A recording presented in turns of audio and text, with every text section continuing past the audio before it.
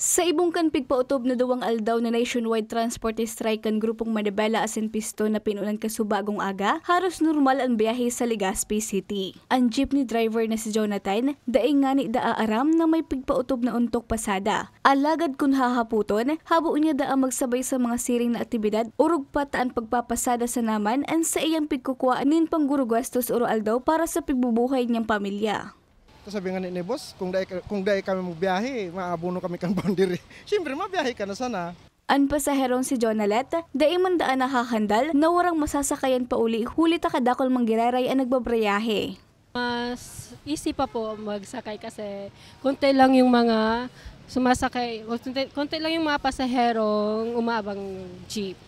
Sa ibungkan haros normal na sitwasyon sa mga pangaynot na tinampo sa Albay, nag-operasyon manggiraray ang Police Regional Office Bicol sa pangaynot ni Police Brigadier General Andre Dizon nin libreng sakay sa mga commuter na maapektaran kan untok pasada. Sigun sa tagapagtaram kan PNP Bicol na si Lieutenant Colonel Malu Kalubakib, 14 police vehicles ang pigkalat kan komandansya na malibot sa mga pangaynot na tinampo sa Albay nga ni magtaong alalay sa mga pasahero. 12 behikulo ang hali sa Albay Police Provincial Office, saro sa Regional Mobile Force Battalion Bicol, asin saro man sa Regional Headquarters.